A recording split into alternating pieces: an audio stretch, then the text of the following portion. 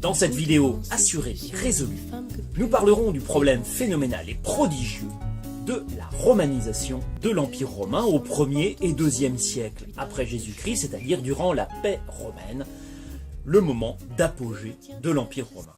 À l'époque où Athènes est à son apogée, c'est-à-dire au 5e et 4e siècle avant Jésus-Christ, plus de 500 ans avant l'apogée de l'Empire romain, Rome n'est encore qu'une petite bourgade au centre de l'Italie. On le voit ici en 300 à la fin du 4e siècle. Puis au 3e siècle, Rome va conquérir toute l'Italie. Ensuite, au 2e et au 1er siècle avant Jésus-Christ, Rome va conquérir presque tout le pourtour du bassin méditerranéen. Lorsqu'Auguste fonde le Principat en 27 avant Jésus-Christ, presque tout le bassin méditerranéen est sous domination romaine, et les Romains peuvent appeler la Méditerranée Mare Nostrum, ça veut dire notre mer en latin, puisque la Méditerranée est une sorte de lac romain qui leur appartient. L'apogée de l'Empire est atteint au 2e siècle après Jésus-Christ, c'est son extension territoriale maximale au début du 2e siècle après Jésus-Christ. Ça n'a donc plus rien à voir avec les cités grecques, ça n'a plus rien de commun avec les cités grecques. La cité grecque, elle restait unie parce qu'elle était de petite taille, composée d'un peuplement homogène. C'est pas du tout le cas de l'Empire romain. L'Empire romain, c'est un empire immense qui fait 5 millions de kilomètres carrés. 5 millions de kilomètres carrés, c'est à peu près 10 fois la taille de la France aujourd'hui. À cette époque, il n'y avait pas d'avion pour transporter l'empereur d'un bout à l'autre de l'Empire. Tout le monde n'avait pas encore la fibre pour regarder la télé sur Internet, ce qui aurait pu diffuser une culture commune. Et puis, les 88 millions d'habitants de l'Empire sont composés de peuples très divers, très hétérogènes. Il y a des Gaulois, il y a des Égyptiens, il y a des Africains, il y a des Daces, il y a des Parthes. Ce sont des gens qui ne parlent pas du tout la même langue, ce sont des gens qui n'ont pas les mêmes dieux, ce sont des gens qui ont souvent été conquis violemment par les Romains. Alors comment ont-ils fait pour rester unis pendant plusieurs siècles, alors qu'il y a si peu de moyens de communication et qu'ils sont si différents? Dans l'Empire, il y a 3 types de population.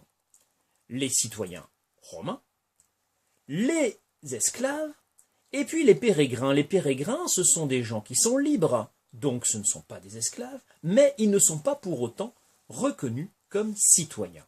Ces pérégrins, ils voient chaque jour autour d'eux des citoyens romains qui vivent avec eux. Et ces citoyens romains, ils portent le prestige de leur empire. Le prestige de leur empire, il se manifeste par des signes distinctifs, comme le port de la toge, ou le fait de se faire appeler par 3 noms. On a ici l'exemple de Titus Julius Tutius, qui inscrit son nom sur sa tombe, et on peut penser que toute sa vie, il se faisait appeler par ces 3 noms, et ça, avoir 3 noms, c'est une caractéristique des citoyens romains, c'est un signe de reconnaissance, un signe distinctif. Les pérégrins entendent les citoyens qui parlent latin, ce qui, dans l'ouest de l'Empire en particulier, est attaché à un certain prestige. Du coup, tout cela, le prestige, les signes distinctifs, la langue latine, eh bien, ça crée une attirance pour le modèle romain. En fait, pour les pérégrins, devenir citoyen romain, ça serait une forme de promotion sociale. Or, devenir citoyen romain, ce n'est pas impossible. Contrairement à la citoyenneté athénienne, la citoyenneté romaine, elle est accessible au fils d'un citoyen qui se serait marié avec une pérégrine. Donc on peut devenir citoyen romain par le mariage, du moins par le mariage de son père avec une pérégrine. Pour les élites, c'est-à-dire les pérégrins les plus riches, les chefs de tribu, les magistrats locaux, tous ceux qui exercent des responsabilités, il est fréquent que Rome accorde la citoyenneté aux notables ou à leurs enfants, ou à leurs familles en général. Et puis pour les gens du peuple, on peut aussi faire le service militaire, et servir dans l'armée romaine, c'est souvent aussi un moyen de devenir citoyen. Donc, il y a des perspectives d'intégration. La citoyenneté romaine, c'est une citoyenneté ouverte qui, contrairement à la citoyenneté athénienne, ouvre des perspectives d'intégration. On voit ici l'armée qui était un moyen d'intégration important pour les pérégrins. Ça donne donc de l'espoir aux pérégrins, ces perspectives d'intégration. D'autant que devenir citoyen romain, pour eux, ce n'est pas une trahison de leur culture, même si ça les fait changer de culture. Ce n'est pas un abandon de leur spécificité, parce que la culture romaine est elle aussi ouverte, comme la citoyenneté.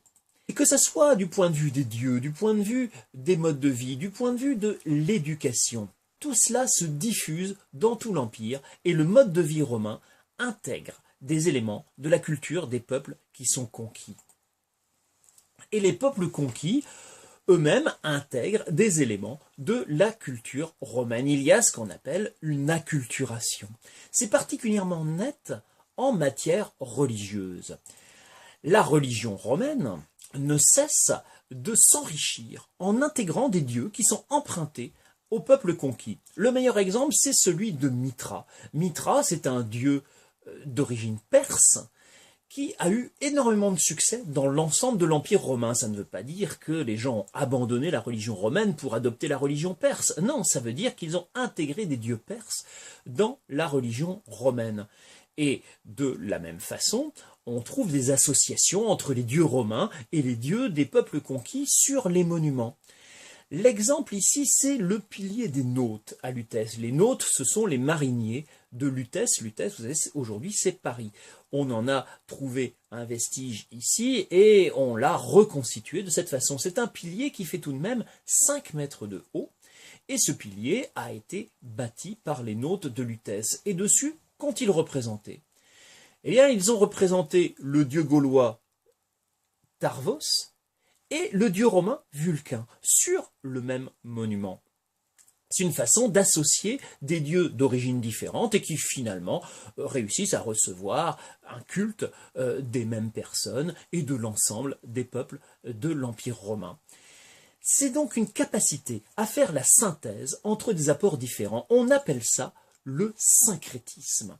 La culture romaine est particulièrement syncrétique. Ce syncrétisme, il modifie la culture romaine, mais en même temps, en retour, il favorise l'adoption de cette culture par l'ensemble des pérégrins.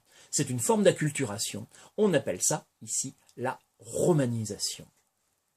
La romanisation, c'est la diffusion de la culture romaine et son adoption par tous les habitants de l'Empire. La culture romaine intègre des éléments culturels des autres peuples qui eux-mêmes intègrent à leur culture des éléments de la culture romaine. Cet échange, cette acculturation permet à la culture romaine de se diffuser et d'être acceptée par l'ensemble des pérégrins. Si les pérégrins admirent le modèle romain, si la citoyenneté romaine peut être adoptée par ces pérégrins, et si la culture romaine se diffuse, eh bien de plus en plus de pérégrins deviennent citoyens. Et la citoyenneté romaine s'étend.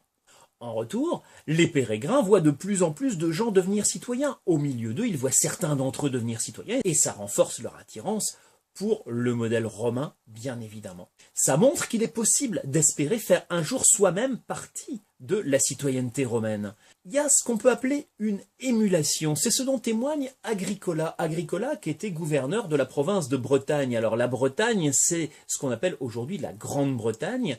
Et Agricola, en tant que gouverneur à la fin du 1er siècle, a contribué à la romanisation. Et il dit bien qu'il y avait un désir de se faire mieux voir en construisant des monuments, en parlant latin, en s'habillant comme les Romains, en adoptant le mode de vie des Romains. Cela fit bien de s'habiller comme nous, donc tout le monde fait de son mieux. Il y a une émulation entre les pérégrins pour ressembler à des Romains. Et les notables pérégrins ont pratiqué l'évergétisme en construisant des monuments romains. Ils ont ainsi contribué à transformer leur mode de vie. Ça renforce l'unité de l'Empire parce qu'il y a une culture commune. Cela se voit dans l'architecture où, aussi bien en Syrie qu'au Maroc ou en Gaule, on voit des formes architecturales communes qui témoignent de cette culture commune et de ces modes de vie communs. Ça renforce l'unité de l'Empire. Les empereurs en sont conscients et ce cercle vertueux, ils l'encouragent. En 48 après Jésus-Christ, par exemple, l'empereur Claude, on le voit sur ce texte qui nous est resté sur une tablette de bronze, les tables claudiennes, l'empereur Claude fait entrer des Gaulois au Sénat pour mieux intégrer les élites de la Gaule à la culture romaine.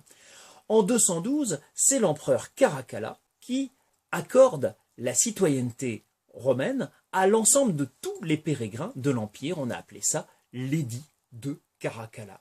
L'édit de Caracalla, c'est en 212 au début du IIIe siècle. On peut dire qu'à partir du IIIe siècle, il n'y a plus que deux catégories de personnes dans l'Empire. Il y a les citoyens et les esclaves. Désormais, l'Empire romain est entièrement romanisé grâce à la diffusion de la citoyenneté romaine.